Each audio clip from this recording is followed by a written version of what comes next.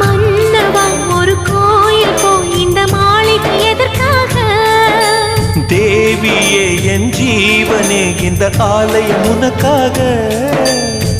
வானில் ஒரு புயல் மழை வந்தால் அழகே என்னை எங்கனம் காப்பாய். கண்ணே உன்னை என் கண்ணில் வைத்து இமைகள் எனும் கதவுகள் அடைப்பேன். சத்தியமாகுமா? நான் சத்தியம் செய்யவா? தொடு தொடுவெனவே வானவில் என்னை தூரத்தில் அழைக்கின்ற நேரம்.